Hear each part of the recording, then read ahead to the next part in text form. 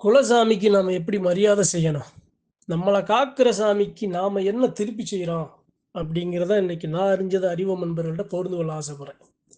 சரிங்க, நம்ம சாமிக்கு எப்படி மரியாதை செய்யணும்? சரி, ஏன் செய்யணும்? என்னங்க, காலத்துக்கும் என்னைய, என் குடும்பத்த, என் பிள்ளை குட்டியெல்லாம் காத்து வர சாமிக்கு நான் மரியாதை செய்யணும்ல? அது மரியாதைனா என்ன? எப்படி? நான் போறேன், ஒரு தேங்காய், வாழைப்பழம் வாங்கி அபிஷேகம் பண்றேன், ஒரு சூடம் பொருத்தி, ஒரு மாலைய போட்டு நான் வணங்கிட்டு வர்றேனே, ஒரு பொங்கல வச்சு வணங்கிட்டு வர்றேனே, அது அது போதுமானதா? அது அந்த சரியான மரியாதையா? அப்படிங்கிறத பத்தி தான் இன்னைக்கு நான் அறிஞ்சது அறிவோம் நண்பர்கள்ட்ட பகிர்ந்து கொள்ள ஆசைப்படுறேன். அறிவோம் நண்பர்களுக்கு, நீங்க உங்க குலசாமிக்கு நீங்க எப்படியெல்லாம் மரியாதை செய்யணும் அப்படிங்கிறத ஒரு 4, 5 விஷயங்கள பகிர்ந்து கொள்ள ஆசைப்படுறேன். சரிங்க. முதல்ல மரியாதை அப்படிங்கிறது என்ன அப்படின்னா, எனக்கு என்னுடைய மனதை மகிழ் மகிழ் மகிழ்விச்சு நான் என்ன செஞ்சேனோ அதுக்கு திருப்பி அந்த கைமாறா அந்த செய்யற அந்த மரியாதைங்கிறது தெய்வத்துக்கும் பொருந்தும். இப்ப என்னைய காக்கிற சாமிக்கு மரியாதை அப்படின்னா, நான் போய் சாமி கும்பிட்டு ஒரு பொங்கலை வச்சு வர்றது மட்டும் அல்ல. எப்போதெல்லாம் அங்கே என்னுடைய தேவை இருக்கிறதோ, அப்போதெல்லாம் அந்த சாமி பக்கத்துல நான் நிக்கணும். அதுதான் அந்த சாமிக்கு செய்ற மரியாதை. ஏன்னா, அதான் அந்த சாமி எனக்கு செய்யும். எனக்கு எப்பல்லாம் எனக்கு ஒரு தீய வினைகள் வருது, எப்பல்லாம் எனக்கு ஒரு கெட்ட நேரம் வருது, எப்பல்லாம் நான் வழி மாறி, திசை மாறி பயணிக்கிறேன், எப்போதெல்லாம் எனக்கு ஒரு சில இழப்புகள் வருது, எல்லாத்துலயும் அந்த சாமி என்னுடைய தேவைக்கு ஏற்ப வந்து நின்னு நின்னு என்னைய பாதுகாக்கும். அதே மாதிரி நாம செய்யணும். எப்படி திருப்பி செய்றது? அதுதான் மரியாதைன்னு இந்த இடத்துல சொல்ல ஆசைப்படுறேன். நம்ம என்ன பண்ணுவோம், குலசாமிய கும்பிடுவோம், தனிப்பட்டு கும்பிட்டு, சரி அப்பா நம்ம சாமிய கும்பிட்டோம், போனோம், வந்தோம் அப்படிங்கிற மாரி மனது நாம திருப்திப்படுத்திக்கிருவோம். அதுவல்ல. அப்படி செய்யக்கூடாது. உங்க குலசாமியோட கௌரவம் என்ன? உங்க குலசாமியோட சக்தி என்ன அப்படின்னா, அதோட பிடிமானமாகிய எல்லா மக்களும் ஒண்ணா சேர்ந்து அந்த சாமி பக்கத்துல நிக்கிறது. இப்ப எப்ப நாம நிக்கணும்?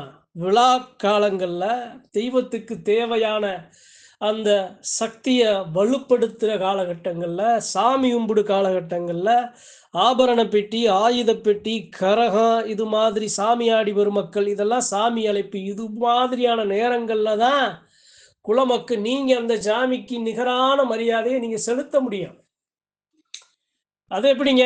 எனக்கு ஒரு சில பேர் பிடிக்கல. நான் கோவிலுக்கு போகாம நான் இருக்கேன். நான் திசைய பார்த்து கும்பிட்டுக்கிறேன். நான் காணிக்கைய நான் போட்டு விட்டுக்கிறேன். நான் தலக்கட்டு வரிய போட்டு விட்டுக்கிறேன். நான் போய் என் குடும்பத்துக்குட்டியெல்லாம் அழைச்சு போய் நாங்க வர முடியல. 1000 சிக்கல் 1000. இதெல்லாம் என்ன சொன்னாலும், அந்த சாமிக்கு நீங்க நெருக்கமா நீங்க, அந்த சாமிய நீங்க உணர முடியாதுங்க. அதாவது என்னதான் ஆனாலும் பரவால்ல, எவ்வளவுதான் பிரச்சனை ஆனாலும் பரவால்ல, நம்ம போய் அந்த எல்லையில சாமி பக்கத்துல நிப்போம்னு நிக்கிறான் பாருங்க. அந்த மக்க அந்த சாமியோட இதயத்துக்கு நெருக்கமானவங்க. இப்ப இந்த முடிவ கூட நம்ம எப்ப எடுப்போம்? நான் எங்க திசைய பார்த்து நான் கும்பிட்டுக்கிறேன். நான் இந்த வரிய குடுத்துக்கிறேன் அப்படின்னா, எப்ப எடுப்போம்னா, நாம நல்லா இருப்போம். நான் நல்லா இருப்பேன். என் குடும்ப குட்டி நல்லா இருக்கு. எனக்கு நல்லா வாரிசு விருத்திகள் வந்திருக்கும். நல்ல தொழில் இருக்கும். அப்படியெல்லாம் இருந்தா தான் இந்த மாதிரியான முடிவுகள் எடுப்பேன். இது எதுவுமே இல்ல அப்படின்னா, நான் தான் மொத ஆளா அந்த எல்லையில கிடப்பேன். ஓடி போய் அந்த சாமி பக்கத்துல இருப்பேன். அப்ப எல்லாத்தையும் தேவை நமக்கு அடைஞ்ச பின்பு நாம அந்த சாமியை விட்டு இடைவெளியா நாம ரொம்ப தூரம் இருக்கிறது தான் நாம செய்யற மிகப்பெரிய தப்பு. அறிவோம் நண்பர்கள், செய்யாதீங்க. செய்யாதீங்க. 1000 பிரச்சனைகள் இருக்கட்டுங்க. 1000 தடைகள் இருக்கட்டும். 1000 விருப்பு வெறுப்பு இருக்கட்டும். 1000 தீய வினைகள் இருக்கட்டும். என்ன இருந்தாலும் பரவால்ல. உங்க சாமிக்கு நீங்க போய் அந்த எல்லையில நில்லுங்கங்க. நில்லுங்க. நிக்கணும். அப்ப இருந்து இப்ப வரைக்கும் அப்படி நின்னதுனால தாங்க இப்ப இப்ப இருக்கிற சாமிய நம்ம கையெடுத்து கும்பிட முடியுது. இப்ப இருக்கிற சாமி நமக்கு அடையாளம் தெரியுது.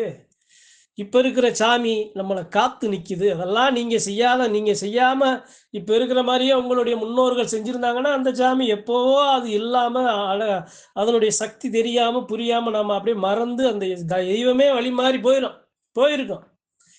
அப்ப உங்கள பாதுகாக்க நீங்க என்ன பண்ணணும்? அந்த சாமிக்கு இது மாதிரி மரியாதைகள் நீங்க திருப்பி செலுத்தணும். சரி, விழா காலங்கள்ல போறோம். விழா காலங்கள்ல நிக்கிறோம். சாமிக்கு உங்களால முடிஞ்ச திருப்பணிய செய்றீங்க. தலக்கட்டு வரிய உங்களால முடிஞ்சத குடுக்குறீங்க. இது இல்லாம வேற என்ன மரியாதை? அப்படின்னா, சாமி எப்படி உங்களுக்கு பாதுகாவலனா இருக்கோ, அது மாரி அந்த சாமிக்கும், அந்த எல்லைக்கும், அந்த குலதெய்வங்களுக்கும் நீங்க பாதுகாவலனா இருக்கணும். எப்படி? என்னப்பா குறை இருக்கு? என்னப்பா நிறை இருக்கு? ஏன் என்ன அப்படின்னு பார்த்து பார்த்து சரி பண்ற ஆக சிறந்த ஒரு சில செய்யலாம் நீங்க அந்த சாமிக்கு செய்யற மரியாதை தான். 2. சரி, 3வது என்ன அப்படின்னா, அந்த எல்லையில தெய்வத்தை மட்டுமே முன்னிறுத்தி, மனுஷன் நான் இருக்கேன் அப்படின்னா, நான் எவ்வளவு பெரிய ஆளா இருந்தாலும் நான் அந்த தெய்வத்துக்கு கீழ அப்படிங்கிற அந்த மனப்பான்மையோட அந்த சாமியை நல்லா நின்னு வணங்கி வர்ற அந்த இதுதான் சிறந்த மரியாதை. இதெல்லாம் ஏன் சொல்றேன் அப்படின்னா, ஒரு சில பேருக்கு சகல மரியாதைகள் கிடைக்கும். எல்லாருக்கும் சரிசமமா அந்த இடத்துல நடக்காது. அப்படி இருக்கக்கூடாது. அந்த எல்லையில எல்லாத்துக்கும் பெரியவன் அந்த எல்லையில இருக்க என்னைய காக்குற அந்த சாமி தான். இப்ப அந்த இடத்துல போய் நான் பெரியவன், நான் சிறியவன், நான் பெரிய பணக்காரன், எனக்கு எல்லா ஆள் பலம் இருக்கு அப்படிங்கிற எதையுமே நாம அந்த இடத்துல காட்டக்கூடாது. அது தெய்வத்துக்கு பிடிக்காது. சரி, வேற என்ன? வேற எப்படி அந்த சாமிக்கு மரியாதை செய்யறது அப்படின்னா, அந்த சாமிக்கு தங்களால முடிஞ்சத, தன்னால முடிஞ்ச ஒரு சில விஷயங்கள உங்க வீட்ல இருந்து நீங்க அந்த சாமிக்கு எடுத்து போறது.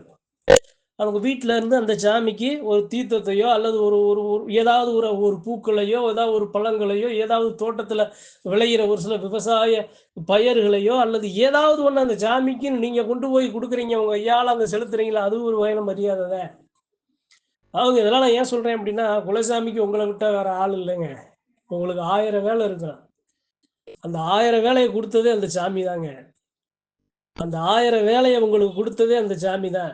அதனால 1000 வேலையா இருந்தாலும் 1000 வேலையும் தள்ளி வச்சுட்டு ஆளா நீங்க அந்த குலசாமிய நோக்கி ஓடணும். ஏன் அப்படின்னா, அதுக்கு அந்த ஒரு கணத்துல நினைச்சுச்சு அப்படின்னா, வாழ்க்கையவே திருப்பி போட்டுருங்க. திருப்பி போட்டுரும்.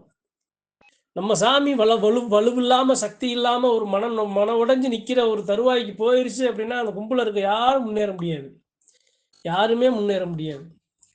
அதனால இன்னைக்கு அறிவோம் அன்பர்கள்ட்ட, குலசாமி உங்கள காக்குற குலசாமி நீங்க எப்படியெல்லாம் மரியாதை செய்றீங்க. என்ன நடந்தாலும் பரவால்ல, போய் அந்த இடத்துல நில்லுங்க.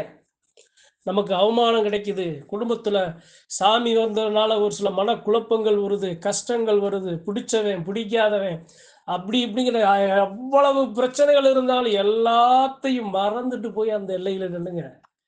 அந்த சாமி பக்கத்துல நில்லுங்க. அந்த மண்ண மிதிங்க. எல்லாரும் சேரும்போது நீங்களும் சேருங்க. நீங்க சேரல, உங்கள மாரி நன்மக்கள் சேரல அப்படின்னா, அங்க இருக்கிற மக்கள் என்ன பண்ணுவாங்க? ஆதிக்கம் கூடி காலம் அப்படி இருக்குல்லங்க.